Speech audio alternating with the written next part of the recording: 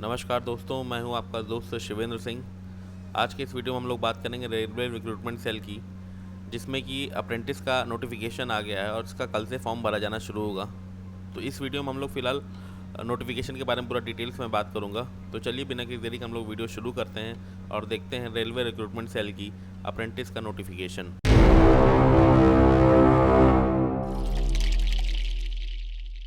तो देखिए, railway apprentice का नोटिफिकेशन देखने के लिए आपको कहाँ से जाना होगा, मैं स्टेप बाय स्टेप आपको दिखाता हूँ, आप देख पाएंगे इसमें। सबसे पहले आप गूगल खोलेंगे, यहाँ पर सर्च बॉक्स में आप रेलवे अप्रेंटिस सर्च करेंगे तो पहला ऑप्शन छोड़ के सेकंड ऑप्शन देख पा रहे होंगे आप, रेलवे रिक्रूटमेंट सेल rrc-wr.com। इस साइट पे आप क्लिक कर देंगे। जैसे ही साइट पे क्लिक करेंगे तो इसकी ऑफिशियल वेबसाइट देखिए ये खुल गई है, railway recruitment cell western railway.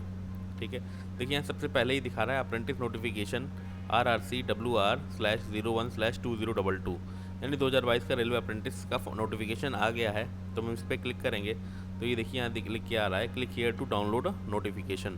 तो जैसे हम इस पर क्लिक करते हैं तो एक हमें नोटिफिकेशन खुल के आ जाएगा। मैं आपको इसका लिंक डिस्क्रिप्शन में भी दे दूंगा, आप वहाँ से भी जाके देख सकते हैं, अदरवाइज़ आप सीधा गूगल से सर्च करके देख सकते हैं। तो ये देखिए नोटिफिकेशन फुल नोटिफिकेशन आ गया है, 31 पेज का नोटिफिकेशन है।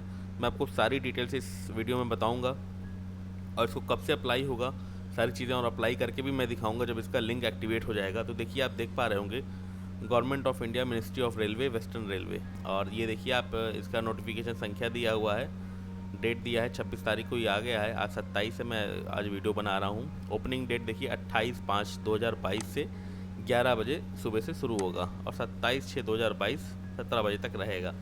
यानी इसका अप्लाई करने का लिंक आपको 28 तारीख को यानी कल से आपको मिलेगा। इसमें देखिए इंपॉर्टेंट कुछ डिटेल्स दिया है, सारी चीज़ें मैं आपको इस वीडियो में बताने की कोशिश करूंगा। तो ये देखिए इंपॉर्टेंट में अगर हम आते हैं तो सारी चीज़ें नॉर्मल दी हुई हैं। यहाँ पे एक पॉइंट दिया हुआ आप देख पा रहे होंगे, लिखा हुआ है in the case of direct recruitment of the open market और post category level first courses complete at apprentice trade in railway establishment and processing national apprentice certificate given to the filling up to 20%। यानी कि इसमें देखिए दिया हुआ है कि अगर आपने अप्रेंटिस किया हुआ है रेलवे से, तो इसमें जब ओपन भर्ती जब आएगी, जब भी आएगी लेवल फर्स्ट की 18 से 59,000 के बीच वाली, तो उसमें आपको 20% की वरीयता दी जाएगी। यानी कि इस कोर्स को करने से आपको, अगर आप इसका अप्रेंटिस कंप्लीट कर लेते हैं, जो कि 1 साल का अप्रेंटिस का कोर्स है, इसको आप कंप्लीट कर लेते हैं, तो आपकी जब ओपन भर्ती जब कभी भी आएगी रेलवे रिक्रूटमेंट सेल से, तो वहाँ पे आपको 20% का वेटेज मिलेगा। भर तो सभी सकते हैं फॉर्म, लेकिन अगर आपने अप्रेंटिस भी किया हुआ है तो यहाँ पे आपको 20% का वेटेज मिलेगा। तो देखिए नेक्स्ट ऑप्शन पर हम आ जाते हैं। तो western railway invite online application, जो कि online application form online apply होगा, जिसमें कि टोटल सीट देखिए 3612 स्लॉट्स अवेलेबल हैं 2022-23 के लिए। फिर देखिए अब हम नेक्स्ट आ जाते हैं तो एलिजिबिलिटी कंडीशन में देखिए क्या दिया हुआ है।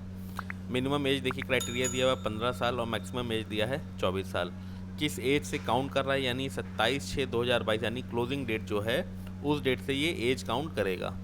फिर देखिए SC ST और OBC कैटेगरी के लिए 3 साल छूट है और SC ST के लिए 5 साल छूट है।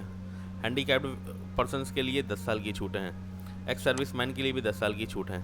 तो सारी चीज़ें दिया हुआ है। देखिए इसेंशियल क्वालिफिकेशन में सबसे ज़्यादा ज़रूरी क्वालिफिकेशन क्या है, अगर आपको अप्रेंटिस करना है, आपका हाई स्कूल और इंटरमीडिएट एग्जामिनेशन विद 50% मार्क्स होना चाहिए। टेक्निकल क्वालिफिकेशन में आपके पास ITI certificate affiliated to the NCVT और SCVT, यानी ITI आपके पास जो होनी चाहिए वो NCVT या SCVT से ही होनी चाहिए।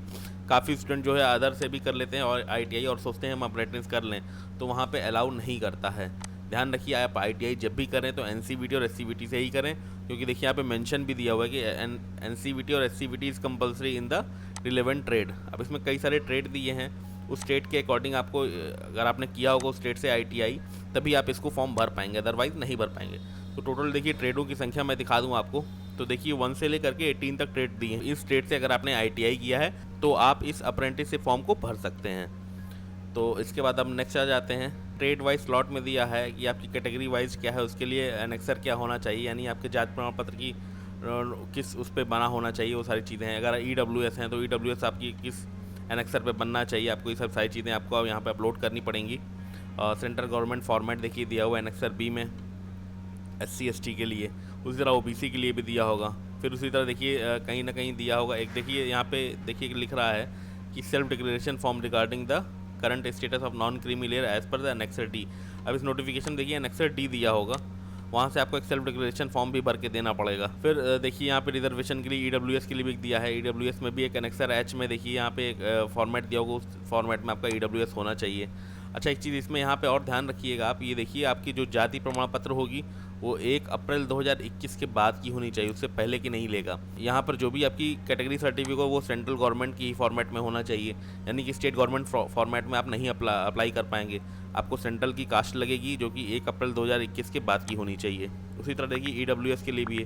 EWS भी आपका मिनिमम जो है 1 अप्रैल 2021 के बाद की होनी चाहिए और 8 लाख से कम होनी चाहिए, जो कि नॉन क्रीमी लेयर के लिए भी वही आता है और EWS के लिए भी वही आएगा। देखिए हम लोग बात करते हैं फ़ीस के बारे में। तो देखिए एप्लीकेशन फ़ीस नॉन रिफंडेबल है, जो कि 100 रुपये चार्ज है, और no fees required for SC/ST category के लिए, यानी SC/ST कैटेगरी के लिए कोई भी फ़ीस नहीं है और वुमेन कैंडिडेट के लिए भी कोई फ़ीस नहीं है। तो ये आपकी फ़ीस नॉन रिफंडेबल होगी, इसको आपको भरना होगा। इसको आप ऑनलाइन मोड से पेमेंट कर सकते हैं। फिर नेक्स्ट स्टेप आ जाते हैं medical fitness and physical standard. अगर आप हैंडीकैप पर्सन हैं तो आपको यहाँ पे एनेक्सर G दिया होगा, इसको आपको फॉलो करके आपको बनवाना होगा, ठीक है।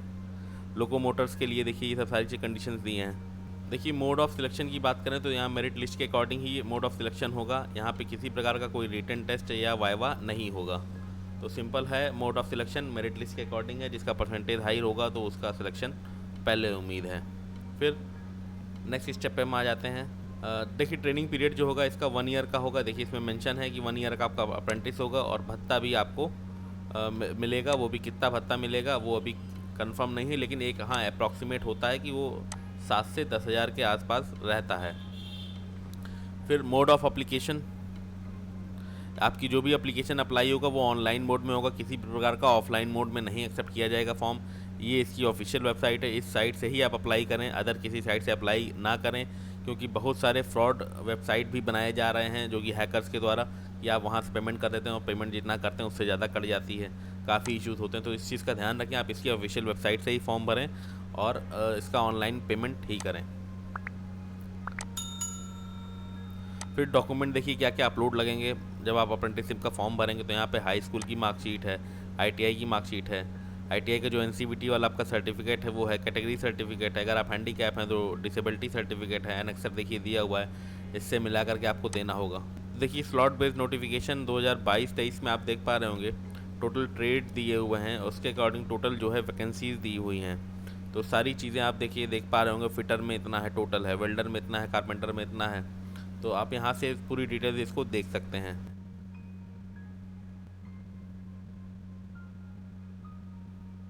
देखिए एनेक्सर की बात करें तो एनेक्सर भी देखिए फॉर SC/ST कैंडिडेट के लिए दिया है। अगर आपको कास्ट सर्टिफिकेट बनवाना है तो इस फॉर्मेट में आपका बनेगा SC/ST कैटेगरीज़ के लिए।